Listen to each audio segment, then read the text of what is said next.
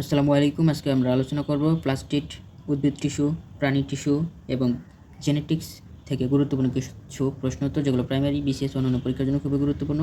চ্যানেলটি সাবস্ক্রাইব করে সাথে থাকুন। প্লাস্টিড কাকে বলে? উদ্ভিদ কোষে বিদ্যমান বর্ণযুক্ত বা বর্ণহীন এবং অন্যান্য বৈশিষ্ট্যের সম্পন্ন যে অঙ্গাণুর উপস্থিতির কারণে উদ্ভিদের পাতা, ফুল ও ফলের বর্ণের বৈচিত্র্য পরিলক্ষিত হয় তাকে প্লাস্টিড বলে। প্লাস্টিড হচ্ছে 3 প্রকার: ক্লোরোপ্লাস্ট সবুজ প্লাস্টিড, ক্রোমোপ্লাস্ট রঙিন প্লাস্টিড, লিউকোপ্লাস্ট বর্ণহীন। সাইটোপ্লাজমে অবস্থিত অঙ্গাণুগুলোর মধ্যে কোনটি সবচেয়ে বড়? প্লাস্টিড সবচেয়ে বড়। ক্লোরোপ্লাস্ট সবুজ কেন? ক্লোরোপ্লাস্টের ভিতর সবুজ বর্ণকণিকা ক্লোরোফিল বেশি থাকে, তাই ক্লোরোপ্লাস্ট সবুজ। গাছের পাতা সবুজ কেন? ক্লোরোফিলের জন্য।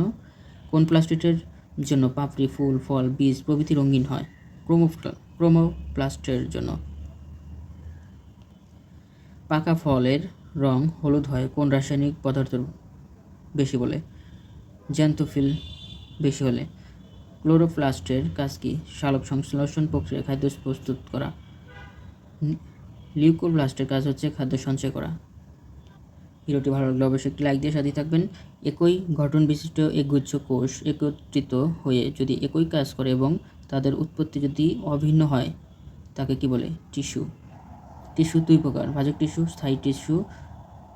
মূল হতে পানি পাতায় কে সরবরাহ করে? Xylem tissue. পাটের আঁশ কী ধরনের ফাইবার থাকে? Bast fibre. প্রাণীদেহে কয় ধরনের টিস্যু পাওয়া যায়? 4 ধরনের: এপিথেলিয়াল বা আবরণীয় টিস্যু, কানেকটিভ টিস্যু বা যোজক কলা, পেশি টিস্যু এবং স্নায়ু টিস্যু। আবরণীয় টিস্যু কত প্রকার? আবরণীয় টিস্যু হচ্ছে 3 প্রকার: স্কোয়ামাস, কিউবয়েডাল, কলামনার। কোন টিস্যুতে মাতৃকা বা ম্যাট্রিক্সের পরিমাণ বেশি কিন্তু কোষের সংখ্যা কম? কানেকটিভ বা যোজক টিস্যু। রক্ত কী ধরনের টিস্যু? তরল যোজক টিস্যু। কোন টিস্যুতে একাধিক নিউক্লিয়াস থাকে? পেশি টিস্যুতে, এজন্য পেশিতে শক্তি বেশি। মানুষের পায়ে পেশি কোন ধরনের পেশি? ঐচ্ছিক পেশি। এটিতে আড়াআড়ি দাগ থাকে বলে একে অমিশ্রণ পেশিও বলা হয়। মেরুদণ্ডী প্রাণীদের রক্তনালী, পোস্টকনালী ইত্যাদি কোন পেশি থাকে? অনিচ্ছিক পেশি বা মসৃণ পেশি। কার্ডিয়াক বা হৃৎপেশি কী ধরনের পেশি? বিশেষ ধরনের অনিচ্ছিক পেশি। কোন টিস্যু উদ্দীপনা গ্রহণ করে মস্তিষ্কে নিয়ে যায় এবং তাতে সাড়া দেয়? স্নায়ু টিস্যু। স্নায়ু টিস্যুর একক হচ্ছে নিউরন।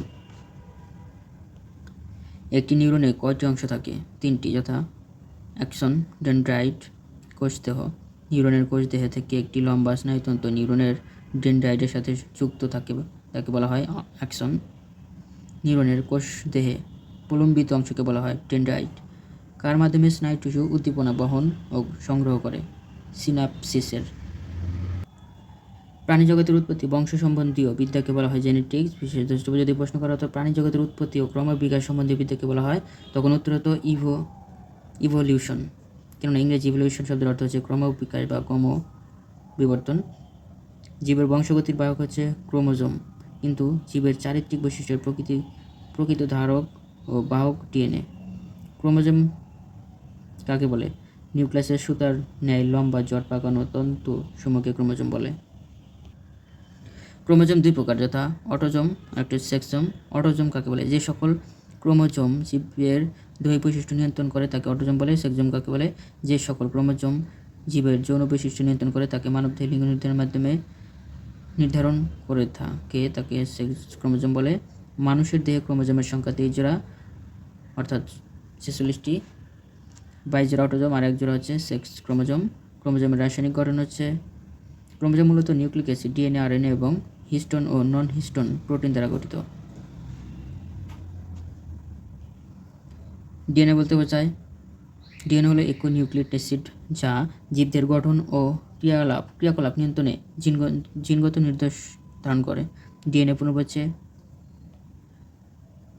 ডক্সি রিবোনিউক্লিক অ্যাসিড। আরএনএ পূর্ণ হচ্ছে রিবোনিউক্লিক অ্যাসিড।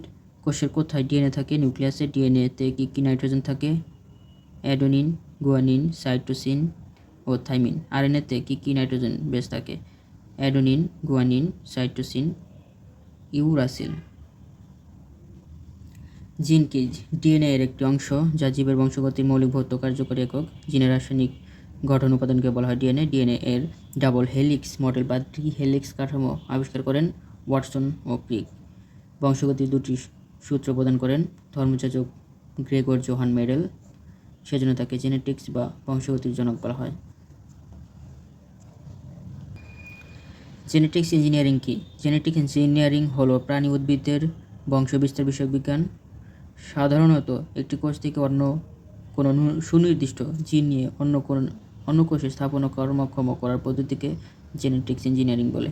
জেনেটিক্স ইনফরমেশন মূল একক হচ্ছে অনুলিপন। কোন প্রক্রিয়ায় একটি ডিএনএ অণু থেকে আরেকটি ডিএনএ অণু তৈরি হয়? অনুলিপন প্রক্রিয়ায়। টিস্যু কালচার কি? উদ্ভিদের যে কোনো সজীব কোষ বিশিষ্ট অঙ্গ থেকে জীবাণুমুক্ত অবস্থায় কৃত্রিম উপায়ে পূর্ণাঙ্গ উদ্ভিদ জন্মানোর প্রযুক্তিতে টিস্যু কালচার বলে। এই প্রযুক্তির মূল উদ্দেশ্য হলো উদ্ভিদের অঙ্গ থেকে নতুন চারা উৎপাদন করা। ক্লোনিং কি? কোনো জীব থেকে সম্পূর্ণ অযৌন প্রক্রিয়ায় হুবহু নতুন আরেকটি জীব সৃষ্টির প্রক্রিয়াকে ক্লোনিং বলে। ক্লোনিংয়ের জনক বলা হয় ডক্টর ইয়ান উইলমুটকে। সর্বপ্রথম ক্লোনিংয়ের মাধ্যমে কোন প্রাণীর জন্ম দেওয়া হয়? ভেড়া। এই ভেড়ার নাম দেওয়া হয় ডলি। টেস্টি বেবি বলতে বোঝায় নারীর গর্ভের বাইরে পুরুষের শুক্রাণুর সাথে নারীর ডিম্বাণুর মিলন ঘটিয়ে উৎপন্ন ভ্রূণকে উপযুক্ত পরিচর্যা ও সুরক্ষার পর নারী গর্ভে প্রতিস্থাপনের মাধ্যমে যে শিশু জন্মানো হয় তাকে টেস্ট টিউব বেবি বলা হয়। বস্তুর ধর্ম ধারণ করে এমন ক্ষুদ্রতম কণিকার নাম হচ্ছে অণু। বস্তুর ক্ষুদ্রতম কণা যা রাসায়নিক বিক্রিয়ায় অংশগ্রহণ করে তার নাম হচ্ছে পরমাণু। বস্তুর ধর্ম ধারণকারী অণু আর ক্ষুদ্রতম কণা যা রাসায়নিক বিক্রিয়ার অংশগ্রহণ করে তার নাম হচ্ছে পরমাণু। মৌলিক পদার্থের ক্ষুদ্রতম কণা বা রাসায়নিক বিক্রিয়ার অংশগ্রহণ করে তার নাম হচ্ছে পরমাণু। অণু ও পরমাণুর মধ্যে পার্থক্য: মৌলিক পদার্থের ক্ষুদ্রতম কণা যা আর ভাঙা যায় না তাকে পরমাণু বলে। অপরদিকে দুই বা ততোধিক পরমাণু মিলিত হয়ে যে গঠন করা হয় তাকে অণু বলে। অণু ও পরমাণুর মধ্যে আরও কিছু পার্থক্য এগুলো।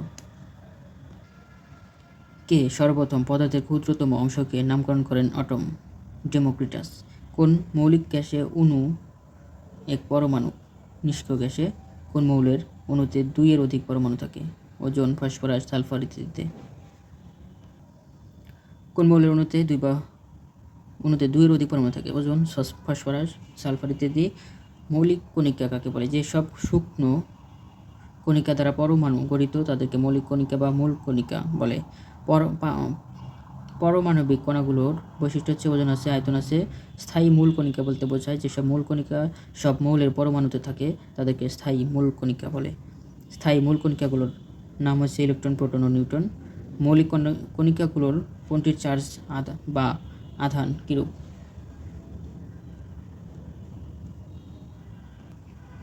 নিউট্রন নামের তাৎপর্য হচ্ছে আধানবিহীন, নিউট্রাল হওয়ার কারণে এর নামকরণ করা হয়।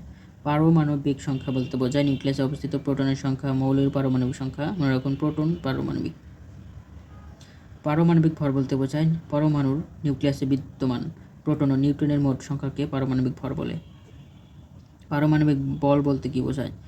পরমাণুর নিউক্লিয়াসে বিদ্যমান প্রোটন ও নিউট্রনের বলকে পারমাণবিক বল বলে। প্রোটনের আবিষ্কারক হচ্ছে রাদারফোর্ড। মনে রাখুন প্রোটন রাদারফোর্ড। কে নিউটন আবিষ্কার করে?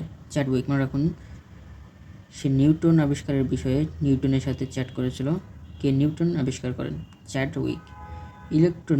ইলেকট্রনের আবিষ্কারক হচ্ছে থমসন। কোন মৌলিক কণিকার ভর সবচেয়ে কম? ইলেকট্রনের। সে ঋণগ্রস্ততাই।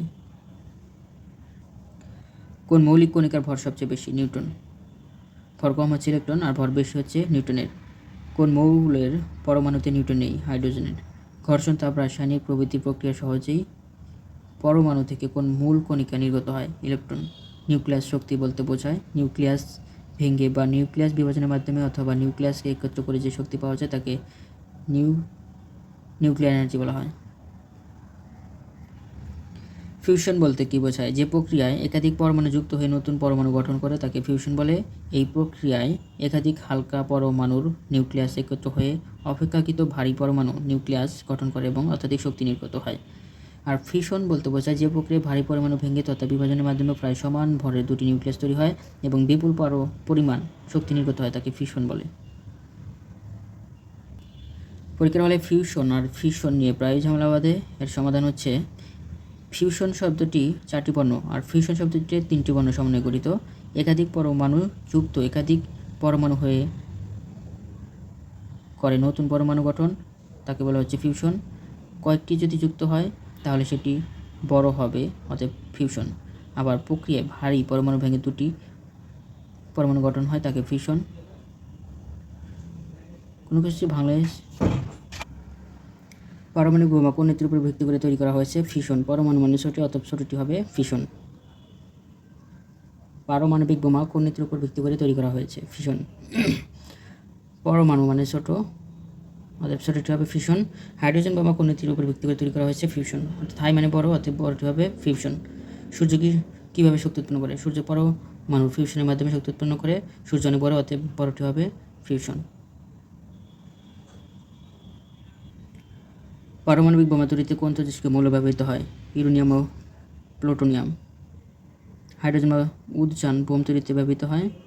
হাইড্রোজেনের আইসোটোপ ডিউটেরিয়াম ও টাইটেনিয়াম। মনে রাখতে হবে হাইড্রোজেন বোমা পারমাণবিক বোমা থেকে অধিক শক্তিশালী ও বিধ্বংসী। কে ফিউশন আবিষ্কার করে? জার্মান বিজ্ঞানী অটো হ্যান 1939 সালে ফিউশন আবিষ্কার করে। পারমাণবিক ভর বা ওজন আবিষ্কারক হচ্ছে জন ডাল্টন। পারমাণবিক বোমার আবিষ্কারক ওপেনহেইমার। অপশন ওপেনহেইমার না থাকলে উত্তর হবে অটো হ্যান, কেননা ফিউশনের মাধ্যমে পারমাণবিক বোমা বানানো হয় আর অটো হ্যান ফিউশন আবিষ্কার করেছেন। থিওরি অফ রিলেটিভিটি বা আপেক্ষিক তত্ত্বের প্রণেতা Albert Einstein. Theory of relativity আপেক্ষিক তত্ত্বের প্রবক্তা হচ্ছে আলবার্ট আইনস্টাইন। পারমাণবিক ভর বলতে বোঝায় নিউটনের প্রোটন ভর, অর্থাৎ পরমাণুর নিউক্লিয়াসে যে দুটি মৌলকণা থাকে তাদের ভরই পারমাণবিক ভর। নিউক্লিয় রিঅ্যাক্টর বা নিউক্লিয় চুল্লি কি?